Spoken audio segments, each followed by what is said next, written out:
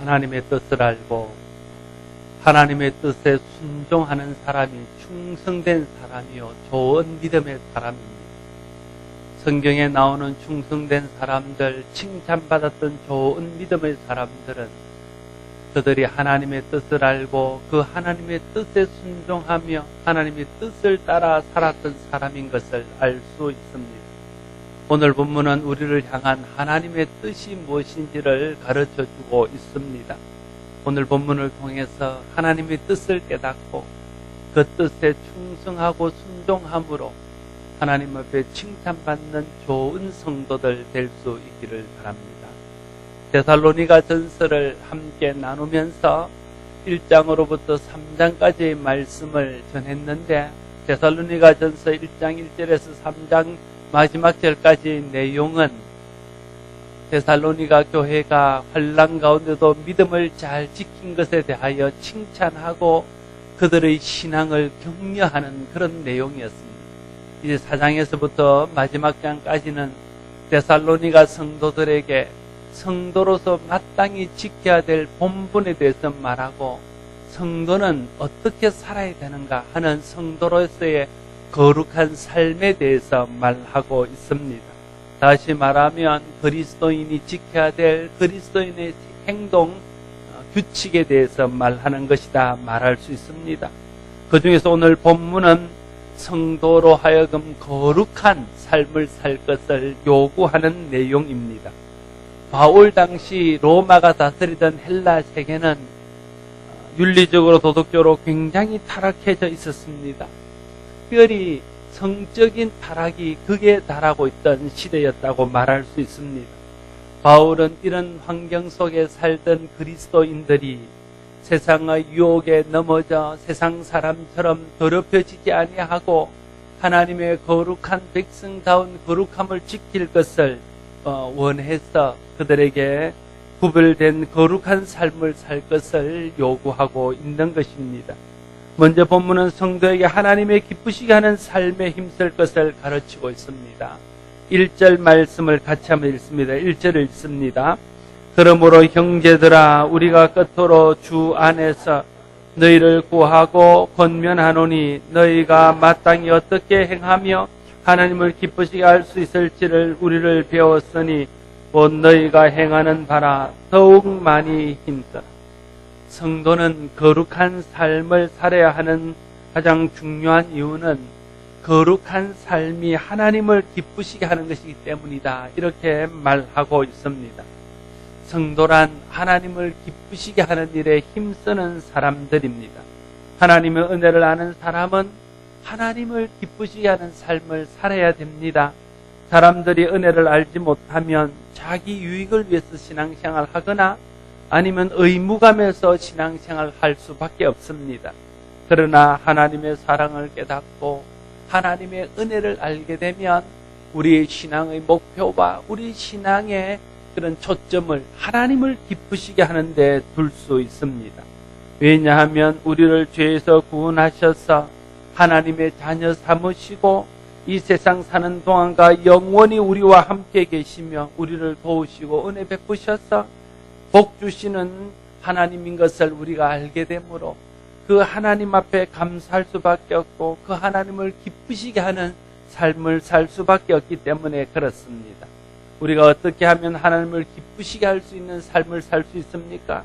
하나님의 뜻을 알아서 그의 뜻에 합당하게 살면 하나님을 기쁘시게 하는 삶을 살아갈 수 있습니다. 그러므로 우리가 먼저 하나님의 뜻을 알고 하나님의 마음을 아는 일에 힘써야 됩니다. 하나님이 기뻐하시는 뜻이 무엇이며 하나님 우리에게 원하는 바가 무엇인지를 말씀을 통해서 깨닫고 기도하면서 깨닫고 성령의 감동하심을 통해서 알아야 됩니다. 그래서 하나님의 마음과 하나님의 뜻을 알아서 하나님의 마음에 합당하게 행하고 하나님의 뜻을 따라 행하게 되면 우리가 하나님을 기쁘시게 하는 삶을 살아가게 될 것입니다. 저와 여러분 모두가 하나님의 마음과 뜻을 알아서 하나님을 기쁘시게 하는 삶을 살아갈 수 있기를 바랍니다. 사도 바울은 데살로니가 성도들에게 너희가 마땅히 어떻게 행하며 하나님을 기쁘시게 할 수 있는지를 우리에게 배웠다. 이렇게 말하고 있습니다. 사도 바울은 데살로니가 성도들에게 어떻게 하면 하나님을 기쁘시게 할 수 있는지를 가르쳤습니다. 데살로니가 교회는 바울에게서 그것을 배웠습니다. 그런데 바울은 그것이 자신에게서 나온 것이 아니라 그리스도로부터 전수받은 것임을 말하고 있습니다. 예수 그리스도는 우리의 신앙의 대상입니다. 그러나 또한 우리의 신앙의 스승이며 우리의 신앙의 본입니다. 그러므로 우리는 예수 그리스도의 가르침과 예수 그리스도의 삶의 본을 통해서 어떻게 하면 하나님을 기쁘시게 할 수 있는지를 배울 수 있습니다. 예수님께서 가르치신 대로 순종하면 우리는 하나님을 기쁘시게 하는 자가 될 수 있습니다. 예수님께서 사람을 대하는 대로 우리가 사람을 대하면 하나님을 기쁘시게 할 수 있습니다. 예수님께서 하나님을 대하는 대로 우리가 하나님을 대하면 우리가 하나님을 기쁘시게 할 수 있습니다. 예수님을 통해 하나님을 기쁘시게 하는 비결을 우리가 배울 수 있다는 뜻입니다. 저와 여러분이 예수님의 가르침을 통해서 예수님이 하나님을 대하고 사람을 대하는 태도를 통해서 어떻게 하면 하나님을 기쁘시게 하는가 하는 것을 잘 배워서 그 일에 힘쓰므로 하나님을 기쁘시게 하는 우리 모두가 될 수 있기를 바랍니다. 사람이 힘써야 될 많은 일들이 있습니다. 근데 그 중에 최고는 하나님을 기쁘시게 하는 일에 힘쓰는 것입니다. 사람이 하나님을 알지 못하고 하나님이 하신 일들을 알지 못하고 우리가 어떻게 살고 우리가 누구의 은혜로 사는가를 잘 몰라서 하나님을 기쁘시게 하지 않지. 우리가 정말 하나님의 은혜로 사는 자요, 하나님이 우리를 붙들어 주심으로 우리 온전한 자고 하나님의 구원의 은혜 안에 있으므로 우리가 모든 저주를 끊고 영광 가운데 살아갈 수 있다는 것을 알게 된다면 우리는 자연스럽게 하나님을 기쁘시게 하는 자가 될 수 있을 것입니다. 우리 모두 사람이 힘써야 할 가장 중요한 일이 하나님을 기쁘시게 하는 일인 줄 알아서 하나님을 기쁘시게 하는 일에 힘쓸 수 있게 되기를 바라는 것입니다. 바울은 또한 자신이 데살로니가 교회에게 준 명령은 예수 그리스도로 말미암은 것이라는 사실을 다시 한번 말하고 있습니다. 이전의 말씀에 보면 우리가 주 예수로 말미암아 너에게 무슨 명령을 준 것을 너희가 아느니라 말하고 있습니다. 바울은 어떻게 하면 하나님을 기쁘시게 할 수 있는가 하는 것들을 데살로니가 성도들에게 가르쳤는데 그것이 예수님으로부터 받은 것임을 분명하게 밝히고 있는 것입니다.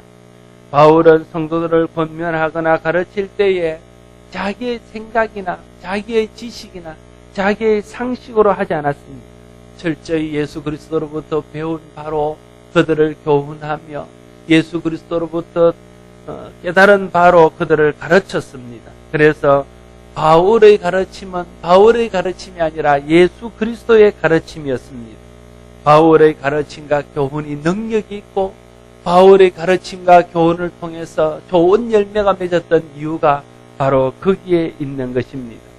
우리가 우리의 생각이나 내 사상이나 철학이나 내 지식이나 상식으로 다른 사람을 권하고 가르치고 명령하면 그게 뭔가 사람을 변화시키고 아름다운 열매들이 맺히는 것들을 기대하기가 어렵습니다. 그러나 예수 그리스도의 교훈으로 교훈하고 예수 그리스도로부터 받은 바 은혜를 가지고 다른 사람을 가르치면 거기에는 놀라운 능력이 나타나고 아름다운 열매들이 맺히는 것들을 경험하게 될 것입니다.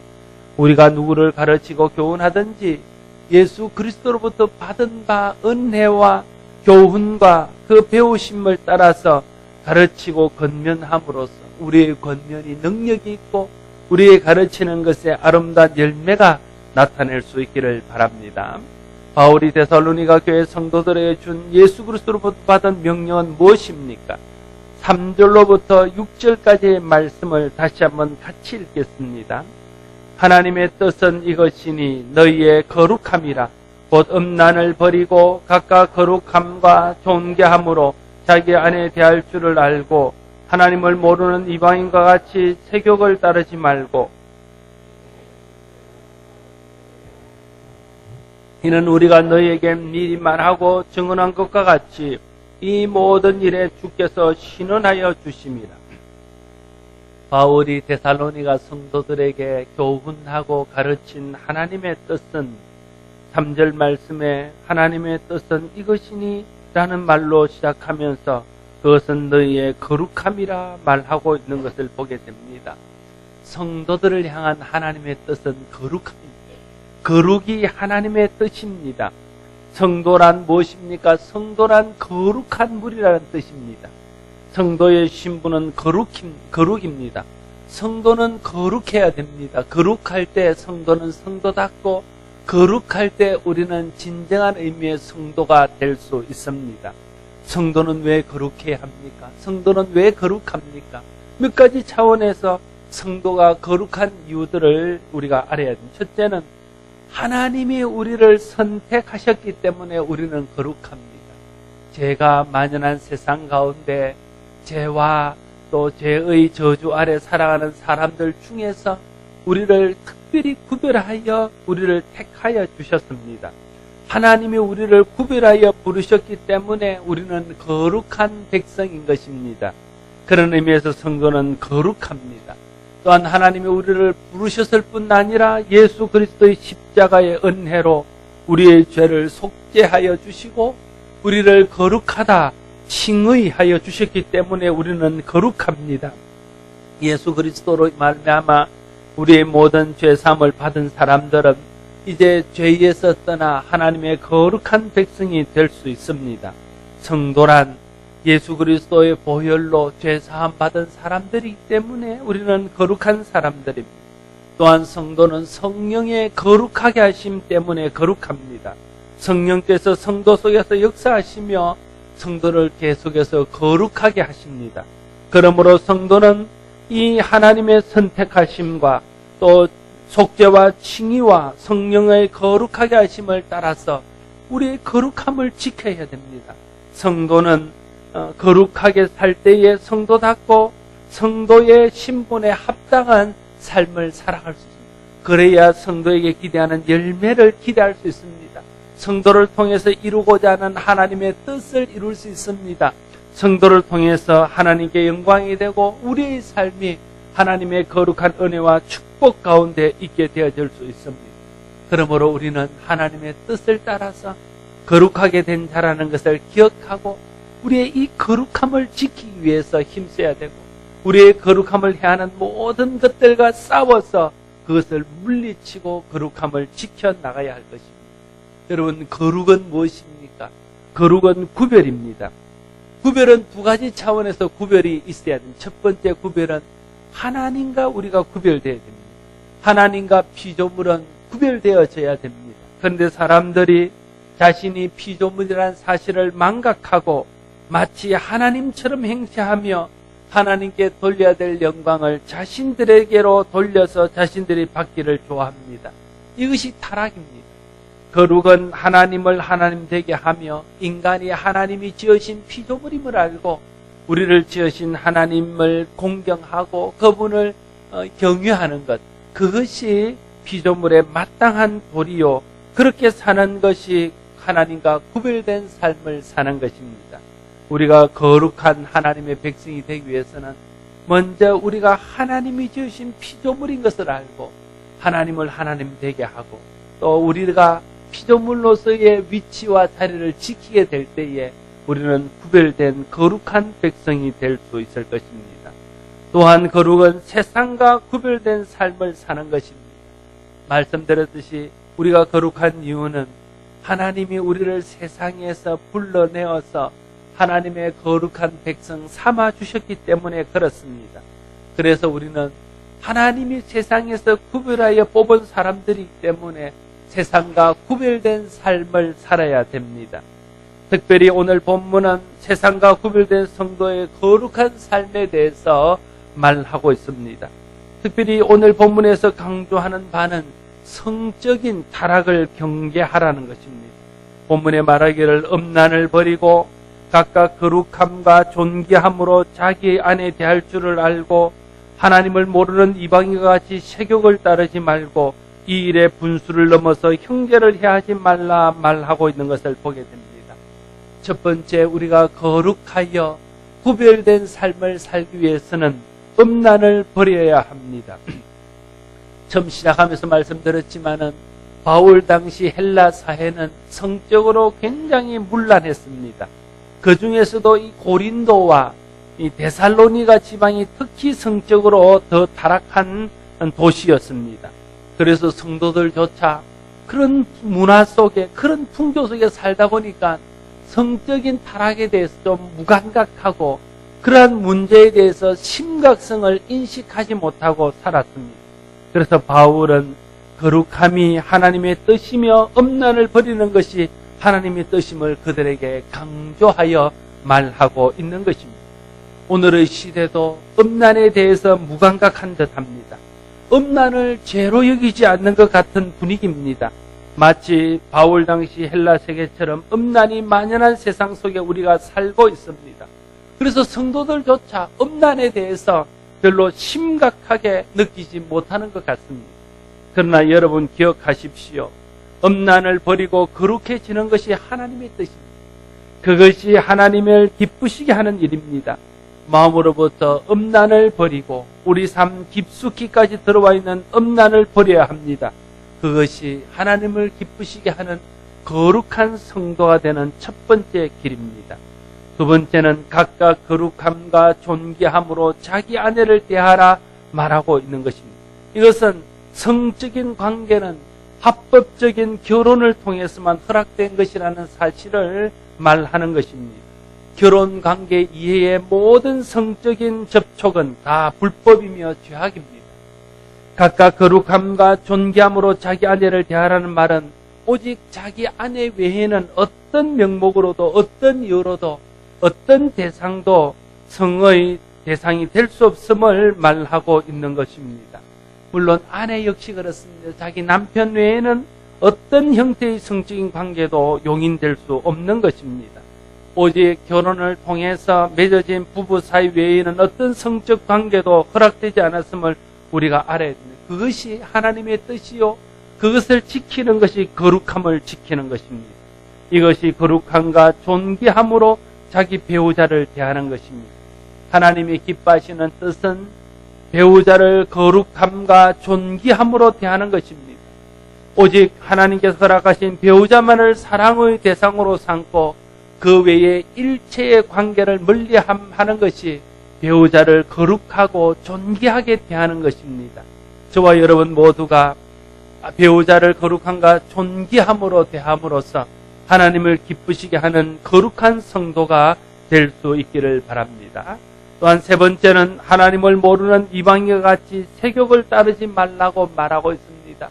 이방인처럼 살지 않는 것이 거룩입니다. 구별입니다.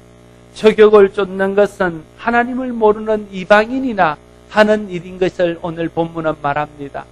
구약시대에는 이방인이라 말하면 아브라함의 후손이 아닌 사람들을 지칭하는 말이었습니다.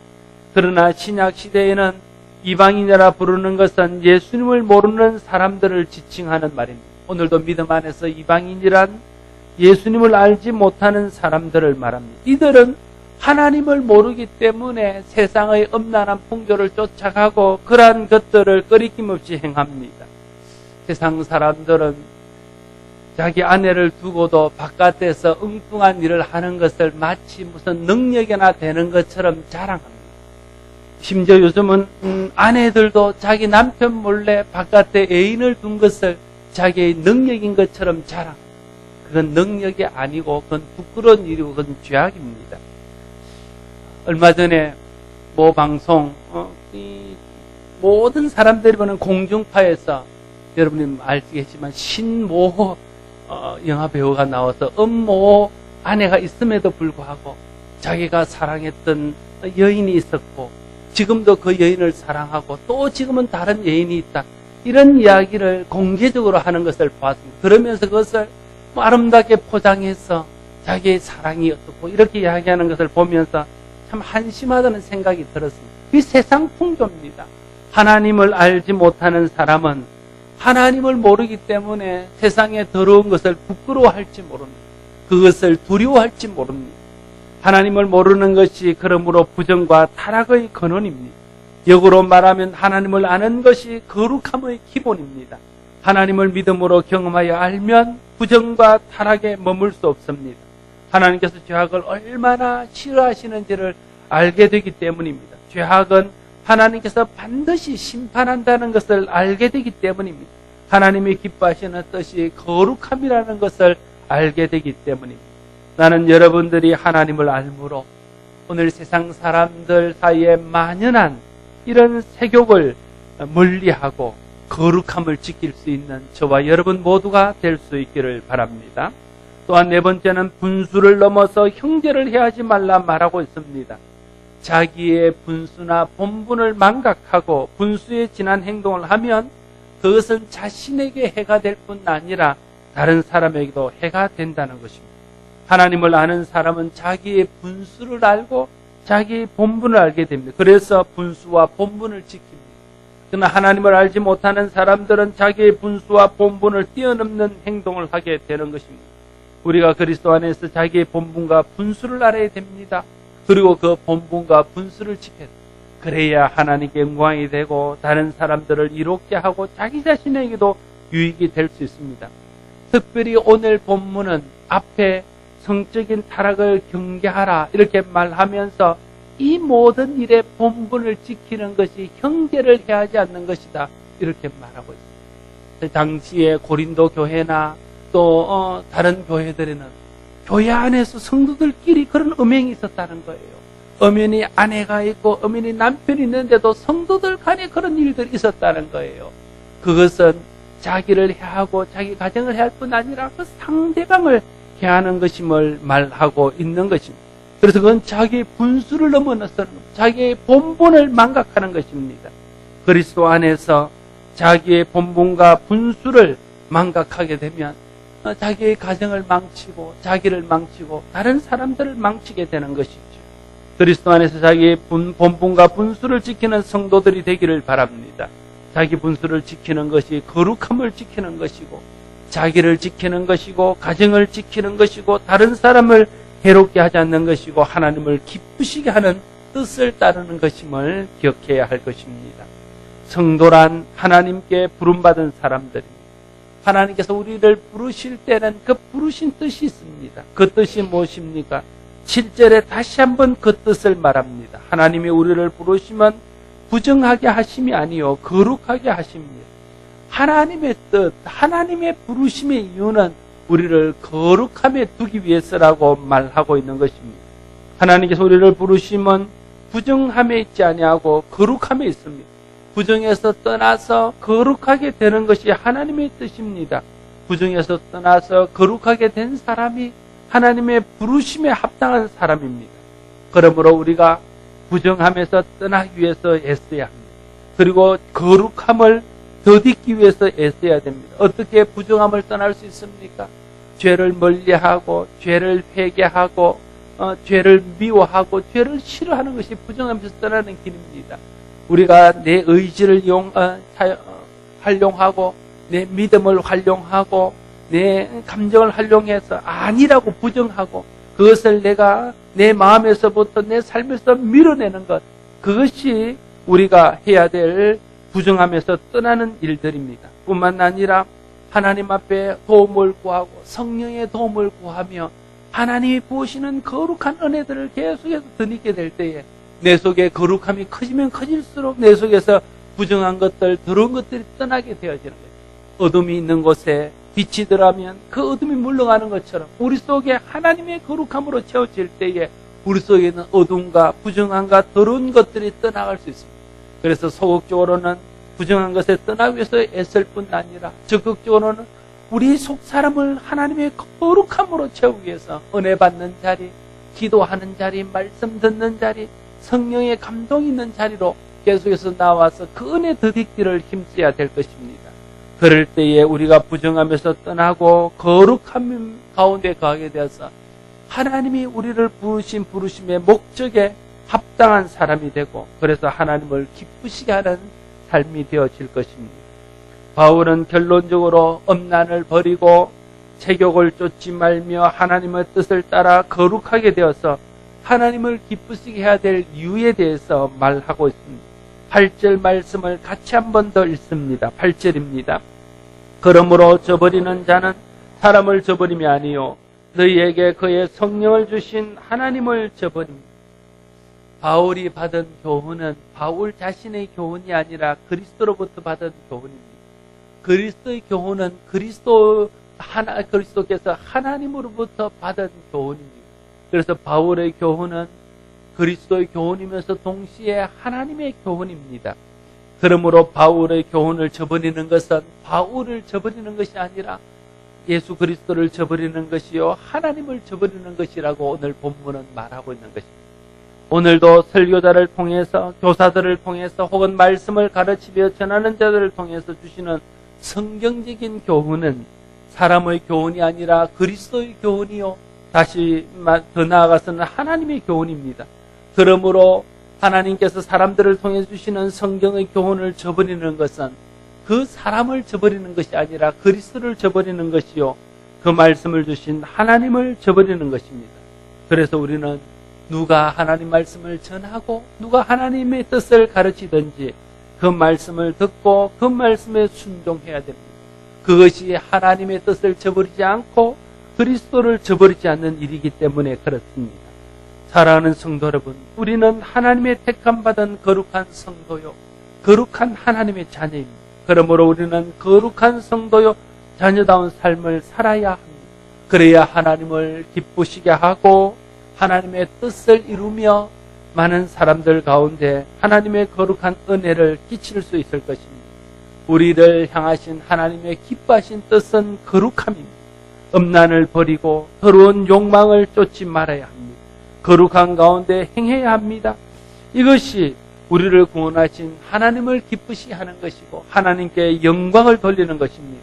자신을 지키는 것이고 자신의 가정을 지키고 행복하게 하는 것입니다. 세상의 소금과 빛이 되어서 세상의 거룩한 영향을 나타내며 세상에 소망을 주는 것입니다. 오늘 하나님께서 저와 여러분에게 이것을 명하십니다.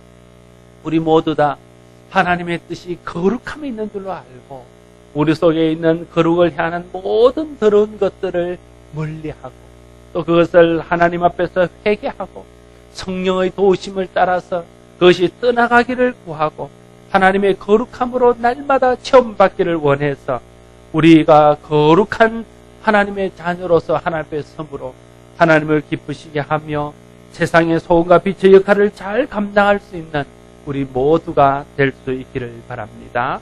기도하겠습니다. 아버지 하나님, 하나님의 뜻은 거룩함임을 다시 한번 기억합니다. 세상은 온통 음란함과 더러움 속에 빠져서 그것을 부끄러운 줄도 모르고 행하고 그것을 행하는 것을 무슨 자랑이나 되는 것처럼 자랑하며 그러한 것을 행하는 것을 무슨 능력이나 되는 것처럼 으스대는 모습들을 봅니다. 참으로 세상이 타락하고 하나님이 탄식하고 하나님께서 참 진노할 수밖에 없는 그런 세상 가운데 우리가 있음을 다시 한번 깨닫습니다. 하나님, 그러하게 오늘 주신 말씀이 우리를 향한 주님의 뜻이요 하나님 우리를 향한 주님의 명령임을 다시 한번 기억합니다. 하나님, 우리 자신이 거룩함에 거하게 하여 주시고 음란한 것과 세욕과 더러운 것에서 떠나게 하여 주옵소서. 그것을 멀리하며 거룩함을 지키는 성도가 되어져서 하나님을 기쁘시게 하며 하나님 뜻을 이루며 가정을 지키며 자기의 영혼을 지키며 이웃을 지키며 많은 사람들에게 소금과 빛으로서의 역할을 잘 감당할 수 있는 우리 모두가 되게 하여 주옵소서. 예수님 이름으로 기도드리옵나이다. 아멘.